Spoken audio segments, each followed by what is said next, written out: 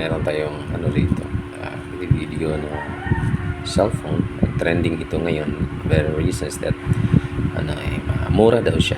So, at saka maganda daw ang kanyang makeup, physical makeup, at saka yung specs niya. So, tingnan natin. Ito yung binili ko. So, this is something of a surprise. Kasi, matagal na to eh. Medyo matagal-tagal na tong unit na to. Mga around 3 months na siguro itong naging nandyan sa market. So, ayan, binili ko ito ng pinayaran ko ng 9,999. Kitang-kita sa ating receipt, mga chom. Ayan. So, ito ay walang iba kundi ang 030 4G version. Kasi merong 5G nito eh. Mas mahal, mga 14,999. So matotal mga 15,000. 15,000 exactly. Dadagdanan mo na lang ng piso. So, this is 030 5G. So, ang mga importanteng specs nito, nakikita natin, it has 256 gigabyte of storage, and it has RAM, which is said to be 16 gigabyte. So, meron yata itong physical RAM na 8 gig at saka may expansion tayo na 8 gigabyte. So, I don't know how to have that expanded and how that thing works, pero tingnan natin, malaki-laking RAM yan, no? And of course, sa baba, tingnan natin sa other side of the box. Meron tayong 50 megapixel front vlog camera. Ayan. This is, as I said, no, the Infinix Zero 34G. May mga ibang specs pa nga rito nakasulat sa likuran. Ayan, kikita natin sa kapag lalapit natin ng camera. So, makikita natin, it is 120 Hz and 3D curve AMOLED. So, 45 was supercharged. Ayan. So, some other specification of its makeup. So, ayan. Buksan natin. Para thrilling. So, medyo binuksan na natin ito dati actually. Papakita ko, pabuksan natin ulit to feel the thrill ng panunood. Kasi baka mamaya I'm not promoting the product, pero baka mamaya gusto nyo magkasipi na medyo dissenting datingan, so, malayong malayo sa sa mga dating mga cellphones natin na may kamahalan din dati. I mean, hindi naman masyadong mahal, pero kapag sabihin natin, katulad natin, mga ordinary magagawa lang, mahal na to. Minsan nakabili kasi tayo ng mga more than 10,000 before na pangit-pangit naman ng mga specs. Pero sa ngayon, tingnan natin itong 034 4G ng Infinix. Tindi-tindi na ng specifications siya. Kapag kinumpara naman natin sa mga dating mga phones na nabili natin. So, ayan. Bukas na to. Tingnan natin. Ayan, no? Ito yung sisidla ng phone. Sa ilalim nito may phone. At saka meron siyang extra na jelly case. Ayan. So, free yan. Dito sa loob, meron tayong cable, charging cable, at saka ito, charging brick niya na nakalagay nga, may rating na 45 watts. It is said to be a supercharged thing. At saka kung titingnan natin nga lang, may SIM ejector ito. SIM ejector, kaya lang nilin ko, nasaan na yata natanggal ko. At saka mayroong isang dito, parang sa headphone yata to, ewan ko lang, baka kinuha ng nabilhan ko, kasi they can actually have this they can take this the stuff from outside of this box. Babalik nila ulit, tapos tanggalan nila ng isang halimbawa, I don't know lang isang item, halimbawa dito walang, parang may box dito, parang tingin ko this box is for the yata the extra or yung giveaway na headphone. Parang may headphone yata to, kaya lang wala na nabuksan ko, wala na siya. So, itong nabilhan ko na to, ipapakita ko lang yata sa inyo, baka mamaya may headphone to. Itong tindahan na to. ano ito, HLH. No? So, pasensya na ha, HLH. Pero tingin ko, meron yatang nangyari dito. Ewan ko lang kung totoo baka mali naman ako na may, ano ito, may headphone ito na kasama. So, as you can see naman, what is here is that meron siyang parang depression dito that is, I think, intended for a particular item. Pero tingin kong kakasya rito is the, ano yung additional na nga tawag nga, yung free na headphone. Tingin ko headphone nito type C kasi wala na itong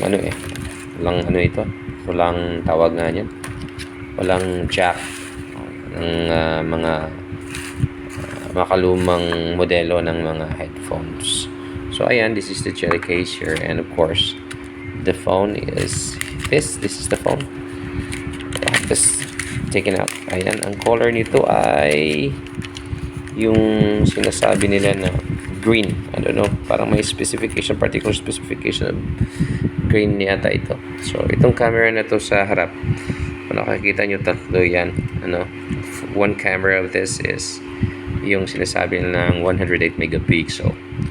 So ang laki-laki ng anong tawag nga niya, ang kanyang numero, hanggang number rating niya. Pero ewan ko lang kung if real does work as that. So kasi minsan malaki lang yung number niya, pero kapag ginamit mo naman, katulad na rin lang siya ng mga ibang phones na medyo hanggang 60, 50 ganun, or 30. So pero malaki-laki na rin, nakakatuwa. So tatlo yan. Yung isa yata is, I think, nakalimutan ko, hindi ko nabasa yung niya anong pixel yan, anong bilang ng pixel niya. LED yung pang-apat niya. Maganda kasi apat na ilawan, no? Maliliit na LED bulb sa ilalim. Apat yan. Tapos sa harap niya is yun nga, curve siya. Ayan. Napakalalim ng pagiging itim niya. Ayan, napakaganda talaga siya kapag hinahawakan mo. Ang galing. Alam niyo, napakaganda niya talaga. So, sabihin natin mukha siyang mamahalin. Kaya nga lang yung yung network signal niya yata is only 4G. Mas mabilis pa rin yung 5G. Kaya lang mas mahal yun ng 5,000 sa kanya. Kaya sabi ko, kapag gusto mo namang bumili na medyo maganda itsura na phone, at saka hindi ka naman nag-data, naka-like connected dun sa wifi nyo sa bahay. So, o kaya sa school may wifi kayo, or sa opisina nyo. So, itong bilhin nyo na kasi nakakamura ka, at it does the same thing as other phone. So, tsaka napakaganda niyang tingnan kasi itong sa likod daw, sabi nila, ito ay leather. Ewan ko lang, mukhang hindi ko masyadong matansya kung leather siya, pero leather nga sabi nila. Green, pang babae. Pero wala tayong magawa. Ito lang unit na na available na may ganitong kulay, na medyo hindi masyadong, tingin ko, hindi masyadong tawag nga nun, hindi masyadong feminine, no? Kasi medyo green siya, at saka little lighter yung pagiging green niya. So ayan. So napakaganda talaga nito.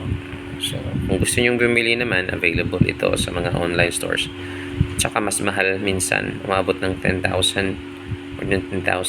So kahit na nakalagay naka-promo, pero pagka in-add cart mo, ganun pa rin. So sumusubra sa 10,000 plus delivery. Tapos bibigyan mo pa ng halimbawa, bigyan mo na awa ka dun sa delivery agent. So bibigyan mo pa ng dagdag na pera pagkasabihin natin na medyo naawa ka sa kanila, kasi mahirap din naman ng gawain nila, diba? So nadagdagan yung presyo, kasi dagdag sa presyo yung binayad mo lahat dun Okay. So pero kung dun ka sa mga physical stores, halimbawa sa mga mall, kapag ka nakalagay na presyo na 9,999, yun ang talaga babayaran mo. So yun, again, ito yung 030 4G na version ng mula sa Infinix. Napakaganda nga ng specs niya. At ulitin ko, medyo duda ako rito sa ano na may tinikinuha yung mga tindira doon. Baka may kinuha nila. Kasi, tingnan nyo, nakalagay dito. Ito lang Tapos, at saka yung charging brick niya, ayan, nakalagay na ganyan. Tapos, may isa pang parang nakadepress na bahagi ng box dito na wala namang laman. So, tingin ko nga, sabi ko kanina, this must be for the free headphone na Type-C din. So, yun yata yun. Kaya lang hindi nakalagay rito sa box niya kung anong content niya. Wala nakalagay kasi na content. Ay, tingnan mo rito, wala nakalagay na list of content niya. So, hindi ka na pwedeng bumalik doon sa store at saka hanapin mo, kaya hingin mo yung baka kinuha nila or ewan ko, intentional yata na kinuha kung meron man. So, mga chong, kapag nagustuhan nyo naman, paki-like na lang ng video kasi baka may chance na mag-viral naman. Joke lang. Sige. Sinishare ko lang sa inyo kasi baka naman kayo rin ay nagpaplano na bumili ng bagong phone. Baka nasira na yung phone nyo. Kasi 3, 4, 5 years talagang nasisira yung phone. Kapag pinapalitan mo naman ng bagong screen, yung mga shop naman na nagbibigay ng serbisyo na ganun, binabayaran mo na nga ng tama, serbisyo at saka material na binibigay, mali naman. Kaya mas maganda na bumili ka na lang ng bago para, nga ang tawag na nun? Mas sigurado ka pa na bago at saka maganda. Ayan maganda, talagang maganda. Ayan tingnan nyo. It really is beautiful phone at that little affordable price. Ayan.